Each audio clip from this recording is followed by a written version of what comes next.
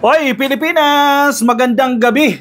Luzon, Visayas at Mindanao, magandang araw po sa inyo, ka-coffee. Bagong taon, ngayon January 2, 2025. Ikalawang araw pa lang po ng taon, pero panibagong kalbaryo na naman ang haharapin ni Sara Duterte dahil, ako sure ako dito, itong fourth impeachment complaint, Lums versus VP Sara. 1, 2, 3, 4, ka-coffee na impeachment complaints ang haharapin ni Sara Duterte. Medyo marami-rami yan, ka-coffee ha? Medyo ilang abogado ang kailangan dyan. Siyempre, dapat may team yan. First impeachment complaint. Ito, ilang abogado tututok dyan. O, sige, sabihin natin 10 abogado para sa first impeachment complaint. Pangalawa, o sige, 10 abogado rin. Pangatlo, 10 abogado. Pangapat, 10 abogado. 40 abogado agad dyan. Sabi nila, pinaghahandaan nila. Hindi naman problema ang pera kay Sara Duterte dahil napakarami naman nilang pera, no? Sabi pa ka ng tatay ni Digong, sagot niya, di ba? Barya lang yan, ka-coffee. Kahit magkano pa yung acceptance fee na yan, nahihingiin ng mga abogado ni Sara Duterte o ng law firm, easy lang yan. Anyway, sige. Stress sila dyan. Bagong taon ito, bagong stress na naman po ito, bagong peligro. Basahin natin, ka-coffee, itong balita nito mula sa ABS-CBN at pag-usapan rin natin itong nalalapit na rally ng Iglesia ni Cristo dahil nagsalita po si Harry Roque. Hindi ko alam kung spokesperson na si Harry Roque ng Iglesia ni Cristo, pero pinangalanan na, binigay na po ni Harry Roque yung mga lokasyon. Kanina, sa isa nating video, sinabi natin yan, pero base lang yan sa mga information na ibinigay o nakuha natin mula sa mga independent, no, individual na miyembro ng Iglesia ni Cristo. Pero ito po, kay Harry Roque na galing. Siguro chinat si Harry Roque. O ano ba to? Spokesperson lang na ba ito? O nag-a-assume lang siya? Mamaya, alamin natin yung mga lokasyon na yan na sinabi ni Roque. A fourth impeachment complaint against Vice President Sara Duterte may be filed at the House of Representatives next week, according to House Secretary General Reginald Velasco. Ngayon po ay Webes, o bukas Biyernes, ilang oras na lang Biyernes na. So, marami po nakabakasyon pa dyan sa tanggapan ng House of Representatives at yung mga grupo na magsasampa po ng impeachment complaint. So, next week daw yan. Ako, tiyak na tiyak ako, ka-coffee. May panibago talagang ifa-file. Kasi hindi naman mag-a-announce siya si SecGen Reginald Velasco kung hindi credible yung information na nakarating sa kanila. Di ba? So, tiyak ako dyan, may pang-apat na impeachment complaints na ifa-file nga next week. Yan. He said the information was relayed to him by a member of the House Majority and he expects the filing of the fresh complaint on Monday. Ayun na. Sapul. Tiyak na. Isang mambabatas po mula sa mayorya, mula sa majority, ang nag-inform sa kanya. Monday daw po isasampay ang panibagong impeachment, panibagong peligro kay Sara Duterte. Bakit nangyayari ito? Ano ba to? Karma ba ito?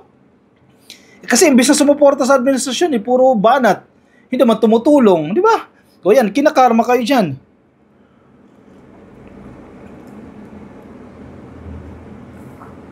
Sabi pa niya, there are also some members who are still requesting for an extension because they are thinking of filing another complaint, a fourth complaint. Wala pang sinabi kung ilan yung mag-i-endorse noon. Basta sinabi lang na to wait for the fourth complaint. Kasi, syempre, kung ikaw ang Secretary General, kung natanggap mo na lahat ng mga reklamo, sa tingin mo, lahat na yan, syempre, kinakailangan mo rin is i-consolidate yan at ipasa sa komite, di ba? At mag-proceed na yan sa nararapat na proseso. So may nag-chat sa kanya, hindi ko alam kung chat ba ito o tawag ba yan, na wag niyo munang ipasa yan.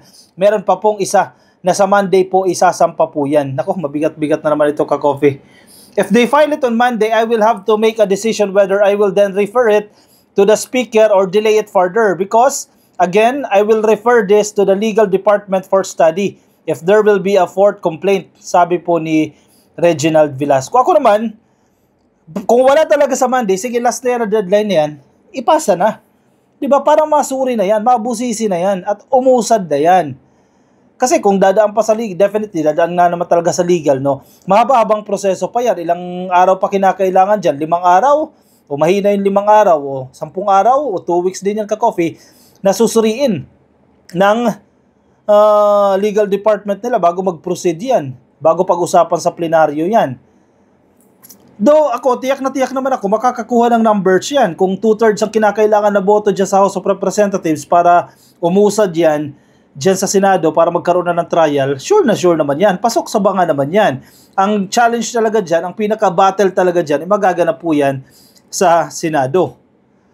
So, sana tama itong gawin ni Reginald Velasco, ni SecGen. Last na itong Monday, kung mag-file o hindi, ipasa nyo na lahat yan para ma-review na po yan. At para umusad na yan. Kasi magmumukha lang tayong eng-eng yan. Di ba? Pagtatawanan lang ang mga nagdi-discuss patungkol dyan sa impeachment. Even yung mga mambabatas, di ba? Lagi pinag-uusapan itong impeachment, pero ang sinasabi ng mga DDS, nasaan ba yan?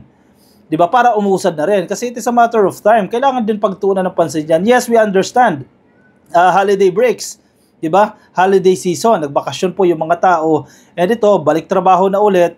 Magre-resume na ulit ang session. Sana pagtuunan na ito ng pansin. Para umusad. A different set of around 10 to 12 congressmen, meanwhile, are planning to endorse one of the 3 impeachment complaints previously filed, according to Velasco.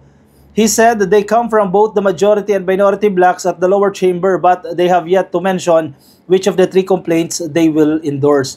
Pagdating sa endorsement, hindi naman mahirap kunin yan. Kasi ka-coffee, kahit na sinong individual o grupo ng individual, pwede namang mag-file ng impeachment complaint, di ba? Kayo mismo, ordinaryong tao, ka-coffee, o kung sino man, o opisyal, o kung ano man, pwede ka mag-file.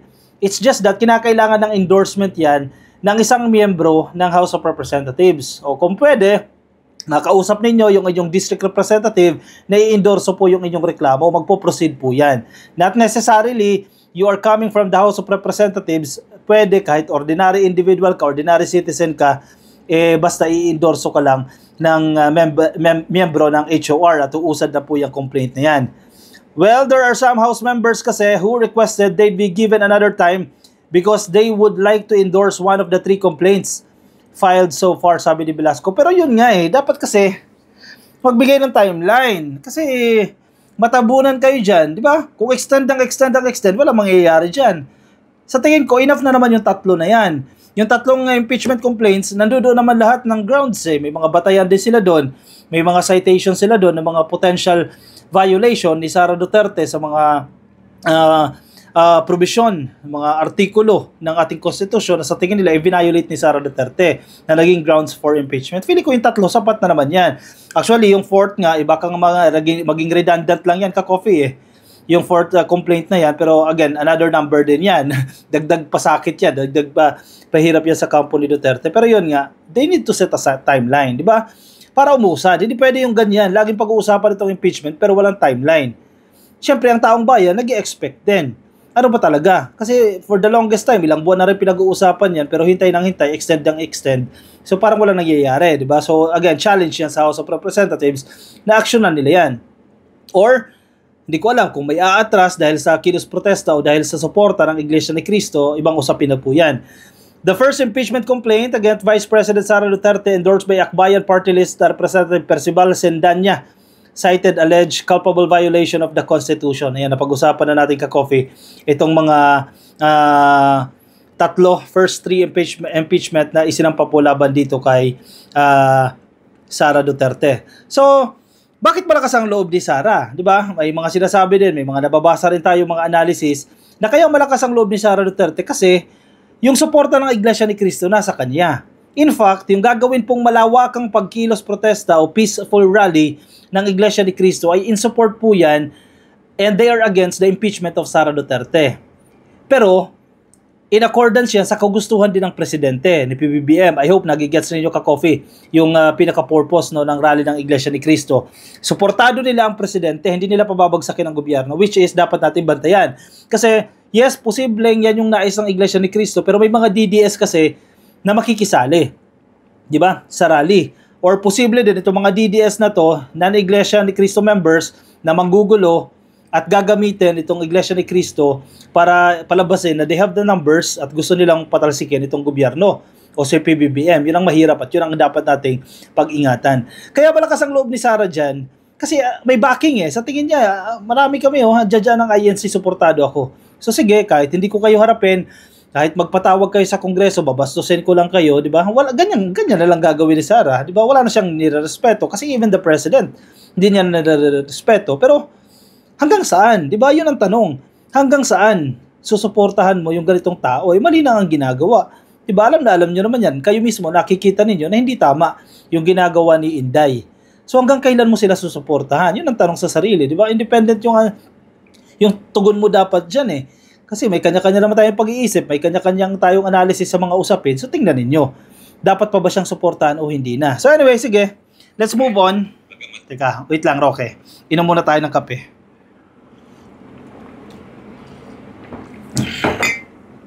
Si Harry Mau, and hindi ko alam kung spokesperson na siya ng INC ha, pero ito na ang mga lugar kung magsalita, kala mo siya pa rin ang presidential spokesperson eh. Oh. Ito na ang mga lugar kung saan may gagawing malaking pagtitipon ang Iglesia ni Cristo. Ayan na siya. O ano to, bida-bida na naman to. Nanguna ka na naman sa INC. Sige, pakinggan natin itong sinasabi ni Roque. Ang pagtitipon ay mangyayari sa Enero pa. Inanunsyo bago matapos ang panahon ng Iglesia ni Cristo na sila ay magkakaroon ng napakalaking protesta. Napakalaking protesta. Gano'ng kalaki yan? Grabe si Roque dito. Nananakot to, mga BBM supporters. So, napakalaking protesta. Ilan yan? 20 million? 50 million? O, sabi ni Roque, napakalaking protesta. Sa impeachment, Inday Sara, at laban sa lahat ng injustice sa atresen. May ganun ba? Impeachment at lahat ng injustice. Parang alam ko impeachment lang. O bago ba yan? Yung mga injustice? Hindi ko alam kung may nakikinig sa atin na miyembro ng INC. Totoo ba itong sinasabi ni Roque? Ang ipinaglalaban po ninyo ay against the impeachment of Sara Duterte and against any injustice. Actually, lahat ng injustice daw. All injustices.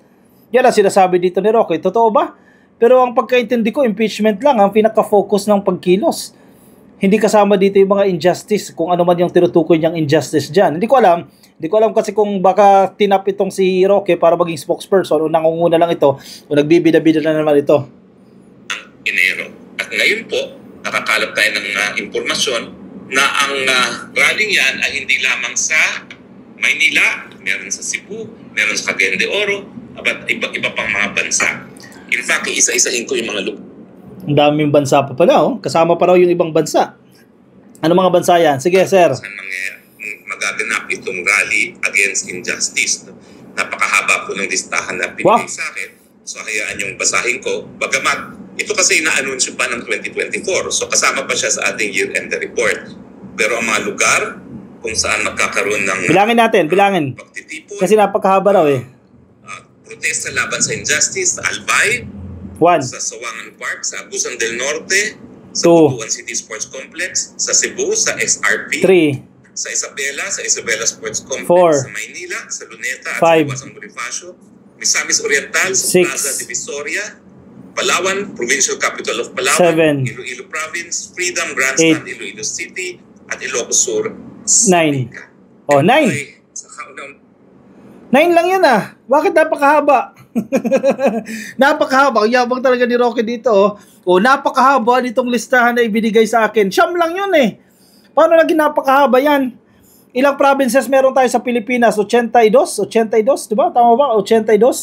87? More or less. Basta more than 80 provinces. Siyam lang yan eh. Paano napakahaba? Talaga naman may pagkamayabang talaga itong si Roque. Sige, good luck.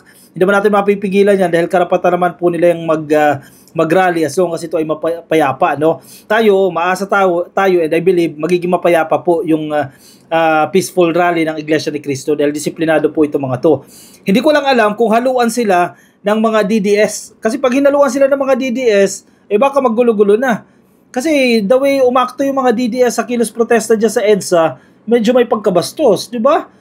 Ang media, sinigaw-sigawan, ang reporter, binastos, di natin alam, di ba? So sana, wag niyong dalhin yung manners ninyo diyan sa rally ng Iglesia ni Cristo dahil baka madamay, di ba? Iwanan niyo muna sa bahay niyo yan o gawa kayo na sarili niyong event. At sa mga politiko na gusto maging senador at naghahangad ng endorsement ng Iglesia ni Cristo, wag na kayo makisawsaw diyan. Baka gamitin niyo yung pagkakataon na yan para magsalita, di ba? Hindi yan maisog rally ha. Rally ng Iglesia ni Cristo yan. Tingnan ninyo yung sitwasyon. Hindi po para sa inyo yan. O siya, sige. I-comment po na lang ang inyong mga naisabihin dyan sa ating comment box dyan sa baba. Ibahagi nyo po yung mga gusto nyo i-share dyan sa baba, no, sa ating comment section.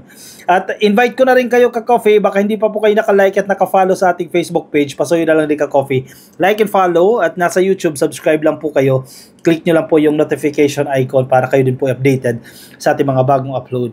Maraming salamat po sa mga sumama. Ingat kayo ka-coffee. Bye-bye.